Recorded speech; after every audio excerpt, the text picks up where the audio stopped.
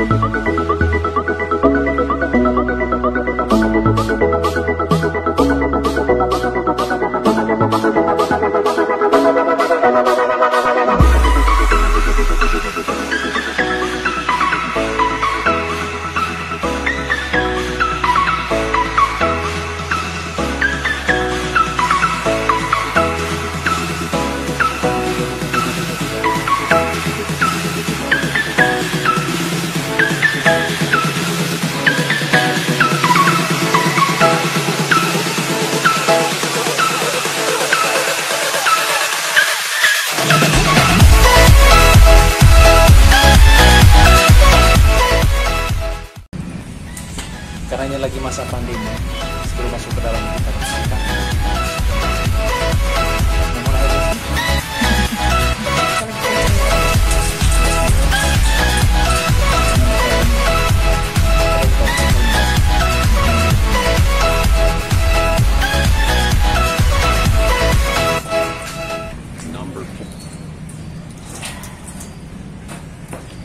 Lap tangannya pakai apa? Celana.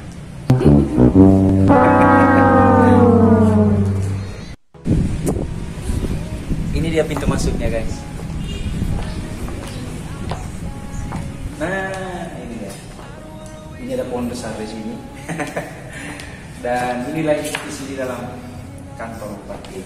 Ayo kita ke sini. Ini ruang kerja. Di sini terpampang ini ada ini visi misi Bapak Bupati dan Bapak Wakil Bupati. Nah, kita langsung ke lantai 2. Kebetulan ruang kerja beliau ada di lantai 2.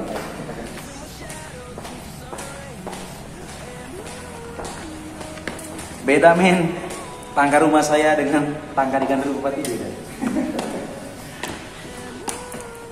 Ini dia.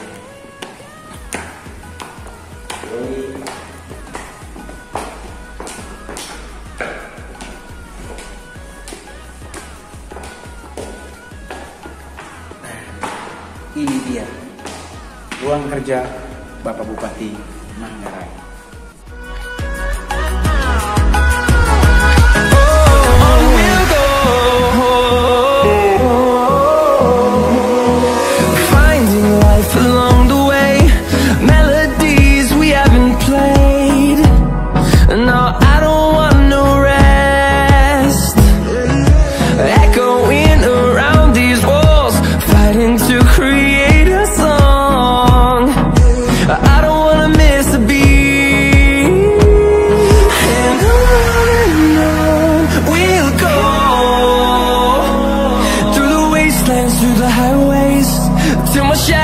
Turns to sun rays and on we'll go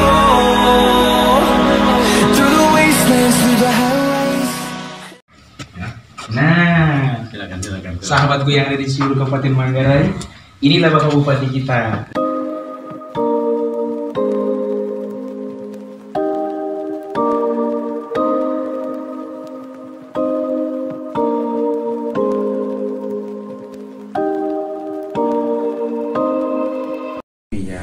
Oke, Bapak Bupati, sebelumnya saya pernah ada baca satu buku Bapak mengenai biografi Bapak, bahwa sebelumnya kan sebelum terpilih dulu menjadi wakil bupati 2 periode dan sekarang terpilih menjadi bupati, Bapak bekerja sebagai salah satu dosen di salah satu universitas. Itu dulu luar biasa sekali juga Bapak punya karir dulu di sana. Lalu memutuskan untuk masuk menjadi bupati ini kenapa Bapak?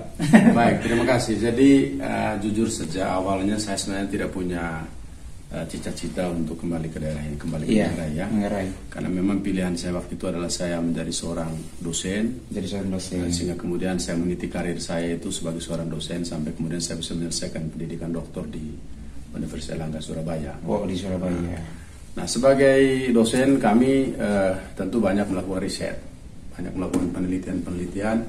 Salah satu untuk Manggarai ini saya sebut saja bahwa kita Manggarai ini sebenarnya saya salah satu tim peneliti di dalamnya. Karena salah satu syarat untuk memekarkan kabupaten waktu itu harus ada satu riset dari perguruan tinggi, dan nanti dari situ bisa kelihatan rekomendasi apakah bisa mekar atau tidak berdasarkan beberapa variabel yang sudah ditetapkan oleh Kementerian Dalam Negeri. Nah, saya melakukan riset itu. Di sini ada beberapa penelitian lain juga yang saya lakukan. Jadi sebenarnya saya mempersiapkan diri saya memang karena saya dosen ya, jadi mempersiapkan diri untuk jadi dosen, dan terakhir dari satu pendidikan akademik yang paling tinggi di perguruan tinggi itu kan profesor. Iya, Jadi itu profesor. saja sebenarnya cita-cita. Lalu kemudian tahun 2002 Pak Kris ini panggil saya, maksudnya ke Kupang. Ke Kupang. Lalu kemudian bertemu saya di hotel Flubamor. Lalu kemudian beliau waktu itu minta, pulang ke Manggarai. Pulang ke Manggarai. Lalu untuk apa? Ya sudah, di sana kan bisa jadi bupati atau wakil dan seterusnya. Saya bilang sama dia, mohon maaf sehingga saya tidak punya cita-cita untuk kembali ke Manggarai. Saya sudah pilihan saya di perguruan tinggi dan saya akan teruskan itu saja. Tetapi setelah 2002, 2004 beliau kemudian utus orang lagi ke Kupang, minta saya supaya kembali ke Manggarai bersama-sama dengan dia. Waktu itu pilkada yang pertama kali. Pilkada pertama. Tentu saya tidak bisa menerima langsung itu. Saya perlu pertimbangan. Ya, saya butuh pertimbangan dan saya harus berdiskusi dengan orang-orang yang menurut saya dan saya menganggap mereka itu bisa memberikan saya pertimbangan. Salah satunya itu adalah Pak Gaspareo almarhum. Wah. Cukup banyak saya berdiskusi dengan beliau. Dengan pertimbangan-pertimbangan beliau, akhirnya saya memutuskan saya tentu harus berdiskusi dengan istri dulu. Ini ada ada pertimbangan lain lagi bahwa untuk kita bisa pulang lagi mengabdi di Manggarai. Ya sudah, karena sudah ada pertimbangan-pertimbangan, saya kemudian kembali ke sini. Maksudnya saya ketemu Pak Kris, kemudian dengan Pak Kris kami bicarakan satu dua hal yang berkaitan dengan bagaimana kalau memang kita ini nanti satu ketika pulang, saya pulang, lalu kemudian kita memenangkan pertarungan pilkada, apa harus kita buat. Nah, ketika kami sudah satu pandangan berkaitan dengan apa yang harus kami buat, saya pikir itu sudah sesuai dengan atau sejalan dengan apa yang saya inginkan. Antara lain misalnya kehadiran seorang bupati itu, seorang pemimpin atau kepala daerah itu sebenarnya tugas utamanya bagaimana menyelesaikan masalah rakyat, masalah macam-macam masalah. Waktu itu yang paling berat itu adalah infrastruktur. Enakan jadi dosen apa jadi bupati? Saya kira tidak bisa dibuat perbandingan ya, karena sama-sama punya. Ya, dua dunia ini sebenarnya sama-sama punya tantangan dan sama-sama punya kelebihan dan kekurangannya. Nah, ini adik-adik yang ada di luar sana yang saat ini sedang berada di bangku sekolah, kalau mau jadi bupati itu harus rajin-rajin belajar. Di situ ada kursi bapak bupati. Saya boleh tes dulu sebentar. Silakan. Ya. Nah, kira-kira beginilah enaknya kalau menjadi bupati ya. Wah, terima kasih Bapak, hari ini saya diberi kesempatan. Tolong ya. Apa sih nggak boleh? Sombong amat. Oke, baik. Lalu ini pertanyaan berikutnya untuk Bapak. Jadi tapi sebelum itu ini ada boleh. Kamar mandinya. Oh, di sini kamar mandi. Kemudian ini pintu ini langsung ke ruang sekda. Oh, langsung ke ruang sekda. Jadi bisa untuk koordinasi kerja di batu ya. Jadi sebelah ini ada ruang sekda. Ruang sekda Jadi langsung. kalau misalnya mau koordinasi kita langsung saja ke sini. Oh, ini kamar mandi. Dan ini kamar mandinya. Itu Kamar mandi. I need the strength to pull me up from the rubble, from the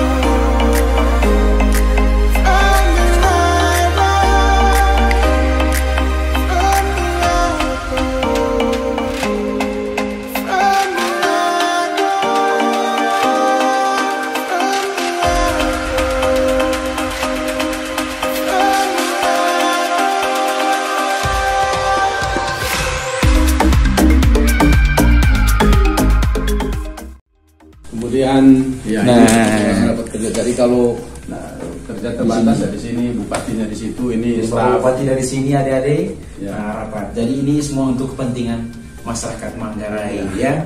Oke, lalu kita ke sana, ini untuk ruang tamu juga Bapak ya. Ya, di sebelah ini untuk ruang tamu, untuk terima tamu. Jadi tentu terbatas juga tamunya. Lalu kemudian di sebelah ini ruang VIP.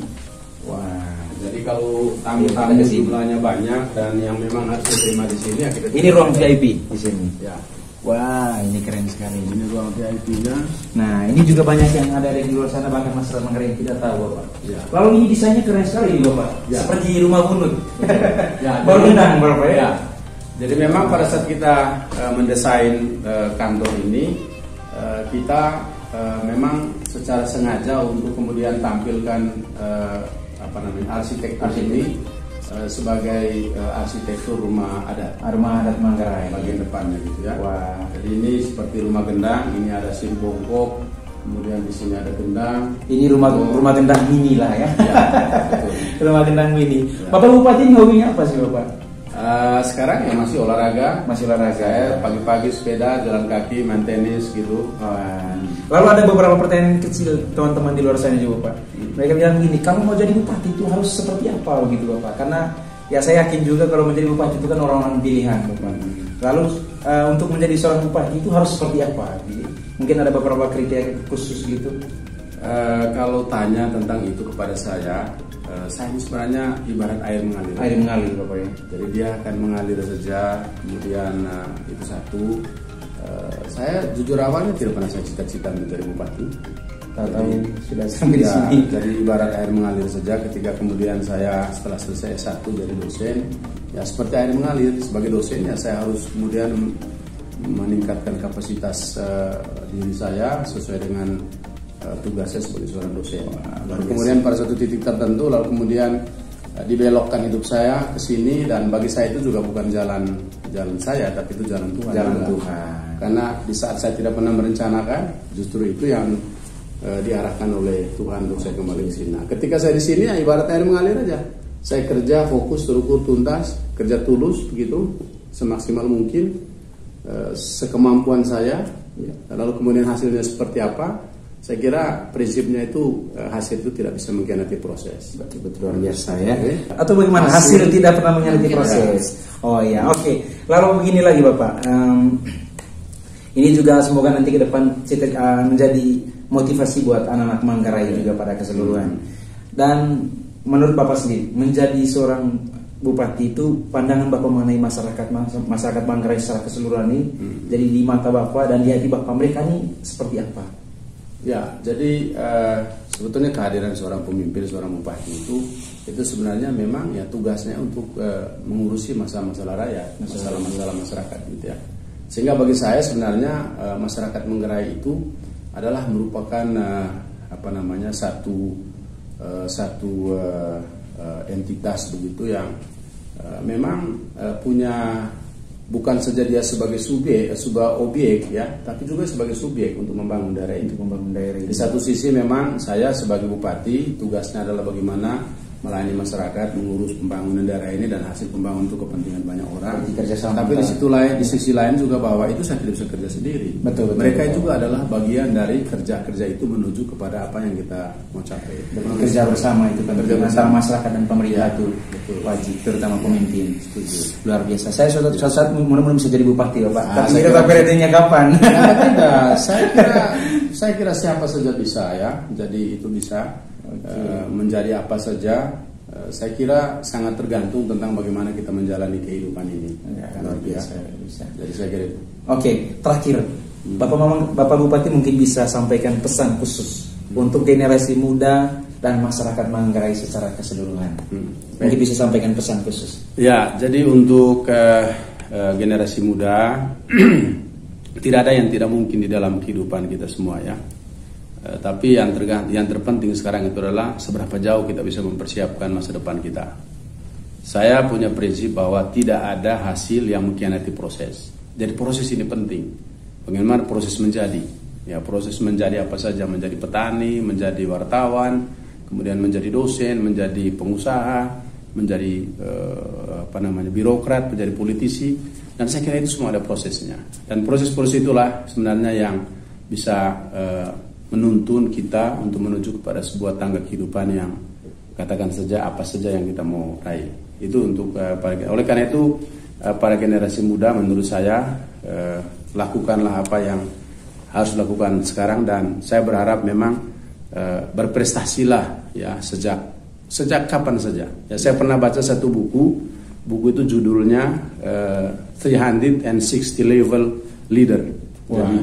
Jadi itu buku itu menggambarkan paling tidak kurang lebih 2 hal lah saya ambil di situ ya, bahwa ini 360 derajat itu kalau misalnya jam ya, dia mulai dari detik, menit, jam, putar. Tapi kalau kita bawa ke tahun, itu ada detik, menit, jam, hari, minggu, bulan, dan tahun. Nah, buku itu mengajarkan dari John Maxwell ini. Dia mengatakan bahwa setiap detik, setiap menit, setiap jam itu sebenarnya setiap orang itu bisa jadi pemimpin, begitu ya. Setiap orang bisa jadi pemimpin. Nah, oleh karena itu jangan tunggu menit yang ke-60 dulu, kira-kira begitu ilustrasinya. Menit pertama pun bisa jadi. Gitu. Disitulah kita menunjukkan bahwa kita sudah bisa berprestasi pada situasi apapun sebenarnya. Yang penting kita mau. Saya kira itulah pesan saya untuk generasi muda. Kemudian untuk masyarakat Manggarai, daerah ini saya kira maju itu bukan hanya tergantung pada pemerintahnya, tergantung pada semua komponen sumber daya yang ada di daerah ini, termasuk juga masyarakat. Saya tahu masyarakat Manggarai masyarakat yang punya etos kerja yang luar biasa. Nah, tinggal bagaimana sekarang pemimpin itu melihat ini sebagai sebuah kekuatan untuk kemudian kita bisa dorong bersama di dalam rangka untuk ya kebaikan hidup masyarakat, kesejahteraan mereka, dan juga kemajuan daerah ini secara umum. Wah, luar biasa kesannya. Oke, baik sahabat Rutengka TV yang dimanapun Anda berada. Jadi sungguh luar biasa, kali ini saya dapat kesempatan untuk menggerebek ruang kerja Bupati.